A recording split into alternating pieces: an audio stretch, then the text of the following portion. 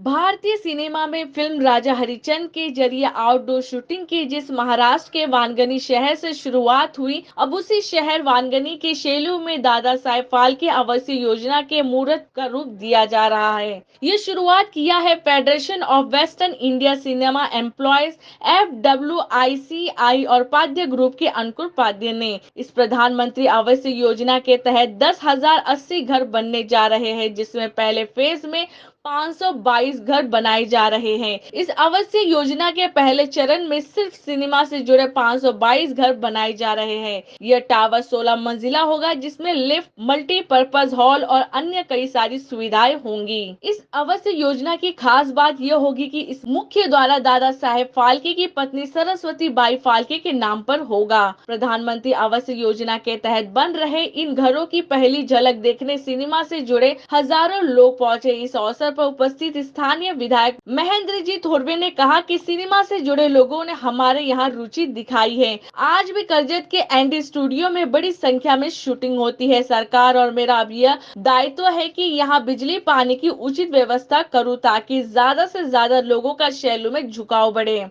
इस अवसर पर federation of western India cinema employees FWICI के प्रेसिडेंट BN तिवारी ने कहा कि पर्दे के पीछे के कलाकारों का इस आवासीय योजना में सपना पूरा हो रहा है। इस अवसर पर भवन निर्माता अंकुर पांडे ने कहा कि सिनेमा कामगारों को उनके लिए घर देना मेरे पिताजी का सपना था, जिसमें FWICI अमरजीत सिंह सावंत साहेब लेबर कमिश्नर जो थे, उनका प्रयास भी बहुत जरूरी था। इनके अलावा FWIC के प्रेसिडेंट BN तिवारी, फेडरेशन के राजा भाई आदि ने उल्लेखनीय योगदान है। इस अवसर पर अभिनेता गजेंद्र चौहान, संगीतकार अमर हल्दीपुरकर, FWICIW के जनरल सेक्रेटरी अशोक डुबे, शेलू ग्राम पंचायत के सरपंच शिवाजी खादिक, दामाद ग्राम पंचायत के सरपंच जलील अनीस माझे, WICIWIC के मुख्य सलाहकार आशीष शेलार, जानी मानी महिला साउंड रिकॉर्डिंग चंपा तिवारी, गोसालकर मैडम, वसंत साहेब, सौरभ मंगेशकर,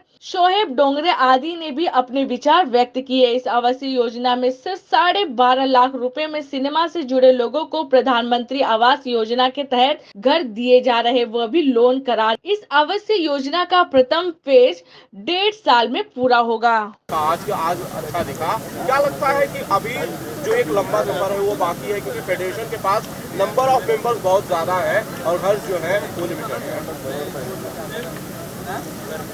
आज यहाँ करजत शेलू में 70 एकड़ लैंड में ये जो पंतप्रधान आवास योजना, ये सेंट्रल गवर्नमेंट और स्टेट गवर्नमेंट के योजना से यहाँ हर गरीब को यहाँ घर देने वाले हैं। ये प्रोजेक्ट गवर्नमेंट की तरफ से यहाँ कर रहे हैं। 10,000 घर यहाँ बनने वाले हैं और इसलिए अभी दादा साहेब फाल्के उनकी जो इंडस्ट्री के जितने भी मेंबर्स हैं, यहाँ इंडस्ट्री में काम करने वाले, हर एक स्टूडियो में काम करने वाले जितने भी वर्कर्स हैं, ये वर्कर्स की जवळ 32 या 40 तक यूनियन से, सब यूनियन के जितने क्लाइंट्स से एक साथ करके मिनिमम 5 लाख सभासद उसमें मेंबर्स है। उसमें से 10,000 लोगों के लिए अभी यहाँ पंतप्रधान आवास योजना के माध्यम से यहाँ भी नए घर बनने वाले हैं। ये प्रोजेक्ट यहाँ बन रहा है और ये गरीब लोगों के लिए 12 लाख या 12.5 लाख में यहाँ हर एक को या गरीब लोगों को घर मिलने वाला है और इसलिए ये आज का ये प्रोजेक्ट की शुरुआत यहाँ से हो रही है। तिवारी जी, कैसा था कार्यक्रम आज का? आपने समापन में सबको शुक्रिया तो कहा ही, कैसा था कार्यक्रम, आप बताइए जरा। कार्यक्रम बहुत अच्छा हो गया सर। हमारे तमाम लोग कहाँ से शूटिंग से छोड़ छाड़ करके सारे लोग आए, यहाँ इकट्ठा हुए और सबसे बड़ी बात कि हमारे MLA साहब महेंद्र भाई जो हैं, इन्होंने जो योगदान जिस तरह से साहस दिया है कि जो भी ज़रूरत पड़ेगी हम आप लोगों के साथ खड़े रहेंगे। हम सुरक्षित हैं, हमारा परिवार सुरक्षित है यदि हमारा MLA हमारे साथ है, तो हम तो आज गदगद हैं। 10,000 घर क्या है, हम तो 10 लाख घर बना देंगे। ऐसे लोग यदि मिलते हैं तो मैं सपोर्टर बहुत अच्छे मिले हैं, मैं बहुत खुश हूँ। इससे ज़्यादा खुशी मेरी जो है, अब घर आगे कंप्लीट करके फिर से बुलाऊँ अपने MLA को, चाबियाँ दिलाऊँ, तब मुझे लगेगा कि हम सार्थक हैं। ये कितने दिनों में घर कंप्लीट हो जाएगा सर? ये 2024 से पहले 10,000 घर कंप्लीट करना है मुझे एक टास्क है हमारे लिए, 24 से पहले सबको चाबी मिलनी चाहिए, वो हम पूरा करेंगे। उसके बाद प्रधानमंत्री के कार्यालय से गजेंद्र जी के माध्यम से फिर जाएंगे हम, जो बैलेंस हमने 40 घर हमारा बाकी है हमें दिया जाए।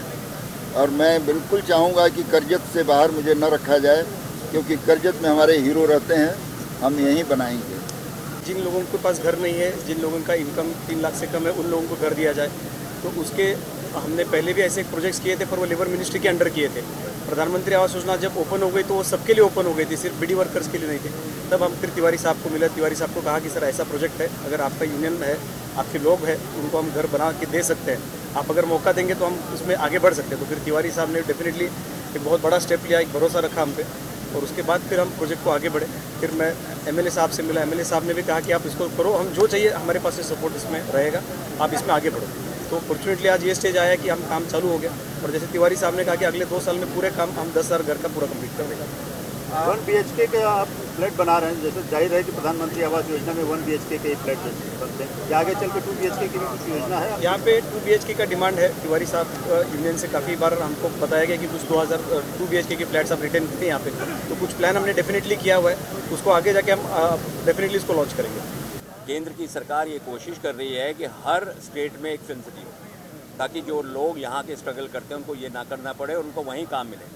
जैसे मैं हरियाणा फिल्म पॉलिसी से जुड़ा हुआ हूँ, मैं उसका मेंबर भी हूँ, गवर्निंग काउंसिल में भी हूँ, तो वहाँ हर स्टेट में कोशिश हो रही है। यूपी सरकार कोशिश कर रही है जो वहाँ फिल्में बनती हैं वो वहीं बने, उनके वर्कर को, उनके आर्टिस्टों को यहाँ के स्ट्रगल ना करना पड़े, ये उसका मकसद है।